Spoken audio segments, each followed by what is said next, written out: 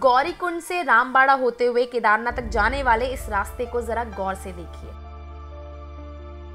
काल के गाल में समा गया ये रास्ता सदियों तक बाबा केदार के भक्तों को उनके दर तक पहुंचाता रहा।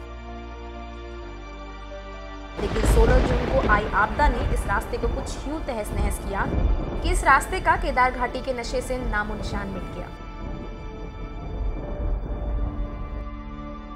सैटेलाइट डेटा उपयोग में लाके ये देखा कि ऐसे कौन से जो हैं पैरामीटर्स हैं, बहुत सारे पैरामीटर्स होते हैं, तो उसके आधार पे जो है डिजिटल एलिवेशन मॉडल को लेते हुए हमने पूरा ये जो है कुछ रूट आइडेंटिफाई किए हैं, जो प्रपोज्ड रूट हैं वो, जिसको हमने जो है गवर्नमेंट को, हमारे जो सचिव साहब हैं उनके साथ हमने वार्ता की और उन्होंने भी हमें कुछ और सुझाव दिए, वो भी हमने इनकॉर्पोरेट किए।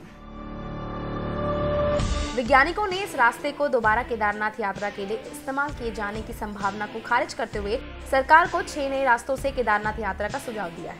ये रास्ते सैटेलाइट के जरिए तलाशे गए हैं। इन रास्तों में से एक रास्ता ऐसा भी है जिससे बाबा के भक्त न सिर्फ उनके दर पर गाड़ियों से पहुंच पाएंगे, बल्कि यदि भविष्य में 16 जून जैसी आपदा हुई तो इससे निपटना भी जा सकता है।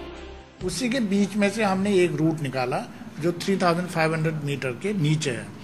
दूसरा जो रूट है वो है गौरीकुंड से अलोंग द रिज, वो हमारे माउंटेन इंस्टीट्यूट वालों ने भी वो किया था, लेकिन उस रूट में हमने देखा कि पानी नहीं है। वो वैज्ञानिकों ने केदारनाथ तक जाने वाले जिस संभावित मोटर मार्ग के बारे में सरकार को बताया है उसमें एक टनल भी शामिल है। ये रास्ता 21.5 किलोमीटर लंबा होगा, जिसमें 2.5 किलोमीटर लंबी टनल यानी सुरंग का निर्माण किया जा सकेगा। ये मोटर मार्ग फाटा से शुरू होकर चौमासी काली गंगा घाटी से होते हुए केदारनाथ जाएगा।